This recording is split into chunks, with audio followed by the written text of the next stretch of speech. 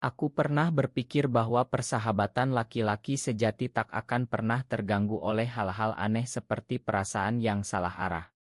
Aku yakin batas antara sahabat dan lebih dari itu begitu tegas, tak bisa dilanggar. Tapi malam itu, setelah kami keluar dari gym di pinggiran Jakarta Selatan, segalanya berubah selamanya. Malam itu hujan deras mengguyur Jakarta. Aku, Rea, dan sahabatku sejak SMA, Arga, baru saja selesai latihan angkat beban di gym langganan kami di Kemang. Badan kami masih panas, keringat bercampur aroma sabun gym yang murah. Kami biasa pulang bareng naik motor Arga, tapi malam itu dia bilang motornya mogok di parkiran. Rea, numpang nginep di kosan lo yuk. Males banget basah-basahan, katanya santai sambil mengeringkan rambutnya dengan handuk kecil. Aku mengangguk tanpa banyak bicara. Kosanku di Tebet tak terlalu jauh, dan kami sudah ribuan kali saling tidur di tempat masing-masing sejak remaja. Tak ada yang aneh.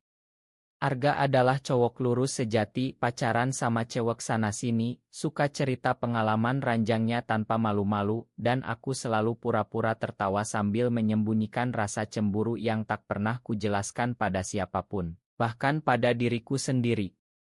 Kami sampai di kosan sekitar pukul 10 malam. Hujan masih deras, petir sesekali menggelegar. Kosanku kecil, cuma satu kamar tidur dengan kasur double yang sudah agak penyok di tengah. Kami mandi bergantian, lalu duduk di lantai makan mie instan panas yang kurebus. Obrolan ringan seperti biasa, gym, otot, cewek yang baru Arga kenal di aplikasi Kencan, dan rencana besok minggu libur ke Ancol. Tapi malam itu ada yang berbeda.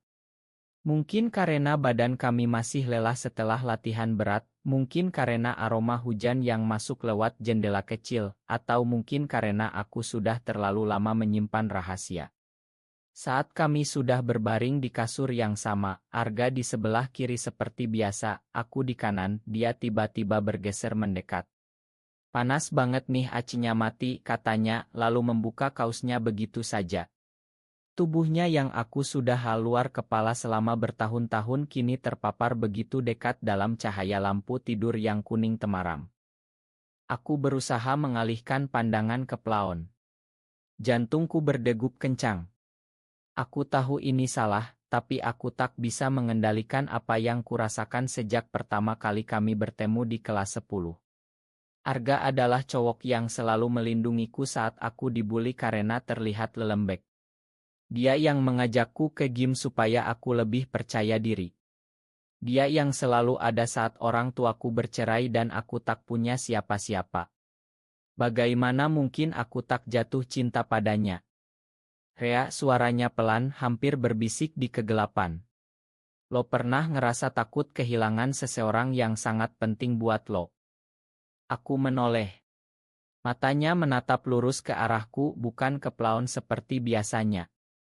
Ada sesuatu di sana yang belum pernah kulihat sebelumnya, keraguan atau mungkin ketakutan. Maksud lo, tanyaku, suara serak. Dia diam beberapa detik lalu menggeleng pelan. Entahlah. Gue cuma ngerasa akhir-akhir ini gue takut kalau suatu saat kita nggak seakrab ini lagi. Aku tersenyum kecil, berusaha menenangkan. Kita sahabat selamanya, gak? Lo tahu kan? Dia tak menjawab. Malah tangannya bergerak pelan, menyentuh lenganku seolah memastikan aku masih ada di sampingnya. Sentuhan itu ringan tapi bagiku seperti aliran listrik. Aku membeku. Dia juga tak menarik tangannya. Hujan semakin deras. Petir menyambar, menerangi ruangan sesaat. Dalam kilatan itu aku melihat wajahnya begitu dekat, bibirnya sedikit terbuka, napasnya terasa hangat di pipiku. Aku tak tahu siapa yang bergerak lebih dulu. Mungkin aku, mungkin dia. Tapi tiba-tiba bibir kami bertemu pelan, ragu, tapi penuh rasa yang sudah terpendam bertahun-tahun.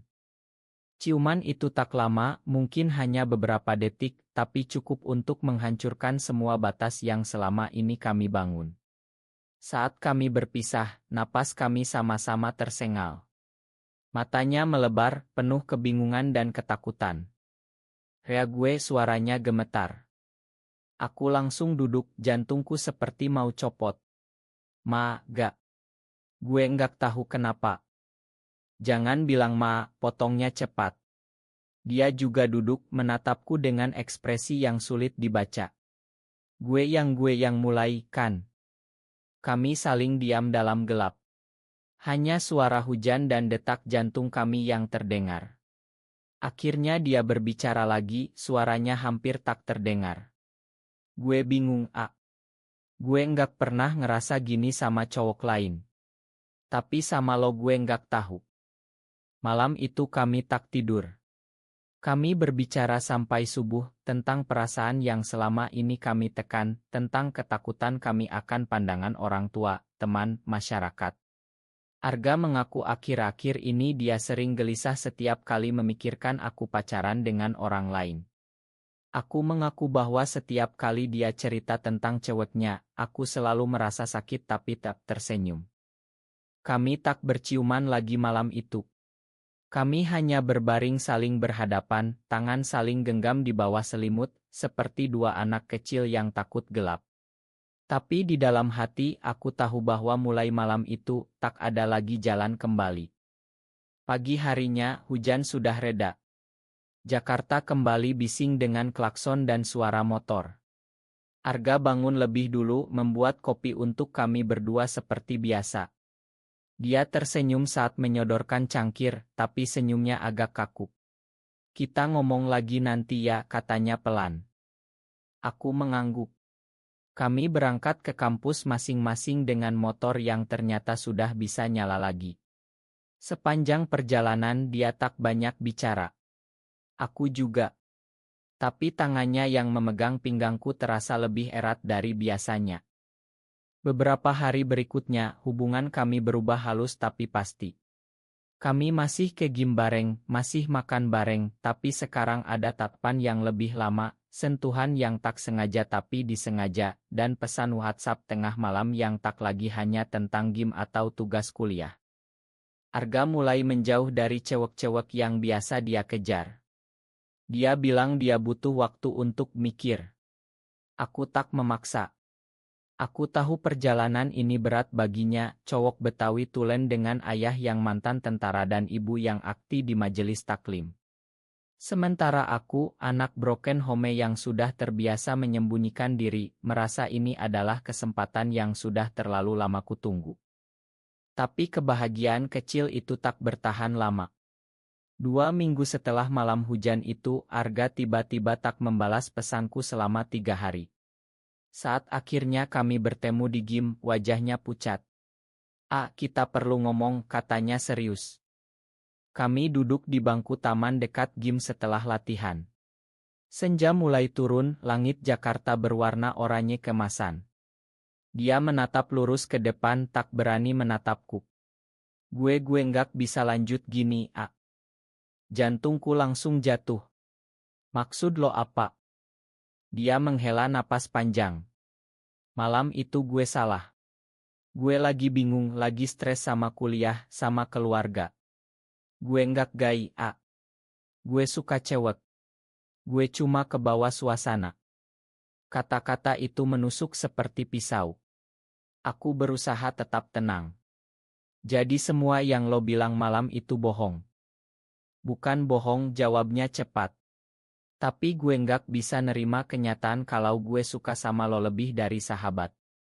Gue takut, Takut sama orang tua gue, takut sama teman-teman, takut sama diri gue sendiri. Aku tertawa kecil, tapi pahit. Jadi lo milih takut daripada jujur sama perasaan lo sendiri. Dia akhirnya menatapku. Matanya berkaca-kaca. Gue nggak mau kehilangan lo sebagai sahabat. Kita balik lagi seperti dulu aja, ya. Aku bangkit berdiri. Gak bisa balik lagi, gak. Lo udah buka pintu yang gak bisa ditutup lagi. Malam itu aku pulang sendirian. Aku tak menangis di jalan, aku menahannya sampai di kosan, lalu menangis sepuasnya di kamar mandi supaya tetangga tak dengar. Aku merasa bodoh karena berharap, merasa dikhianati meski aku tahu Arga juga sedang berjuang dengan dirinya sendiri. Sebulan berlalu. Kami masih bertemu di kampus atau gym, tapi obrolan kami dingin dan normal. Arga mulai dekat lagi dengan seorang cewek bernama Nia, teman kuliahnya yang cantik dan solehah. Mereka sering jalan bareng dan setiap kali aku melihatnya, dadaku seperti diremas. Suatu malam, aku mendapat pesan dari nomor tak dikenal. Ini Arga. Pakai nomor baru. Bisa ketemu. Penting. Kami bertemu di warung kopi kecil dekat kampusnya. Dia tampak kurus, matanya sembab. Gue putus sama Nia, katanya langsung saat duduk. Gue nggak bisa bohongin dia. Juga nggak bisa bohongin diri gue sendiri. Aku diam, menunggu kelanjutannya. Setiap malam gue cuma mikirin lo, lanjutnya pelan. Gue coba lari, coba pura-pura normal, tapi nggak bisa. Gue takut, tapi gue lebih takut kehilangan lo selamanya. Air mataku hampir jatuh, tapi aku tahan. Terus sekarang lo mau apa? Dia meraih tanganku di atas meja, tak peduli orang-orang di sekitar. Gue mau coba. Bareng lo. Pelan-pelan. Gue nggak janji langsung berani coming out atau apa, tapi gue mau belajar nerima diri gue apa adanya. Asal lo masih mau nunggu gue. Saat itu, di tengah hiruk-pikuk Jakarta malam, di antara aroma kopi dan asap knalpot, aku merasa dunia berhenti berputar. Aku menggenggam tangannya erat. Gue selalu nunggu lo, gak? Dari dulu. Kami tak langsung pacaran seperti pasangan biasa. Kami mulai dari nol lagi, jalan bareng malam-malam, nonton film di bioskop sambil pura-pura tak saling genggam tangan di kegelapan, curhat tentang ketakutan masing-masing.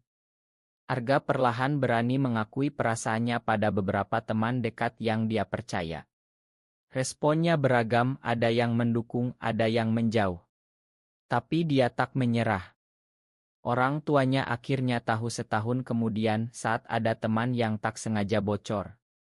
Reaksinya keras, ayahnya marah besar, ibunya menangis berhari-hari. Arga sempat diusir dari rumah. Dia tinggal di kosanku selama 2 bulan dan di saat itulah kami benar-benar belajar apa arti mencintai di tengah badai. Tapi waktu menyembuhkan. Perlahan ibunya mulai menerima, mungkin karena tak tega melihat anaknya menderita. Ayahnya butuh waktu lebih lama, tapi suatu hari dia datang ke kosan, duduk diam di ruang tamu, lalu berkata pelan, kalau lo bahagia, papa nggak bisa maksa. Tapi jaga diri lo baik-baik. Kini, 3 tahun setelah malam hujan itu, kami masih bersama. Kami pindah ke apartemen kecil di pinggiran Jakarta, masih ke gym bareng, masih makan mie instan tengah malam sambil cerita tentang hari kami. Kadang kami bertengkar, hebat bahkan, tentang ketakutan yang masih tersisa, tentang pandangan masyarakat, tentang masa depan. Tapi kami selalu pulang ke pelukan satu sama lain. Aku belajar bahwa cinta tak selalu mudah, apalagi di negeri yang masih sering menutup mata terhadap kami. Tapi aku juga belajar bahwa cinta sejati tak pernah salah, selama dia membuat kita menjadi versi terbaik dari diri sendiri. Dan Arga. Dia yang dulu takut mengakui perasaannya kini berani memegang tanganku di taman saat akhir pekan, meski hanya sebentar sebelum ada yang melihat. Dia yang dulu bilang gue nggak gaib kini tersenyum setiap kali aku memanggilnya sayang di rumah. Malam hujan itu memang tak terlupakan. Bukan karena ciuman pertama kami, tapi karena malam itu kami berani memilih kejujuran daripada kemunaikan. Dan dari sana, kami membangun cinta yang pelan tapi pasti, di tengah Jakarta yang ramai, di tengah Indonesia yang masih belajar menerima. Cinta kami mungkin tak sempurna. Tapi dia nyata. Dan itu sudah lebih dari cukup.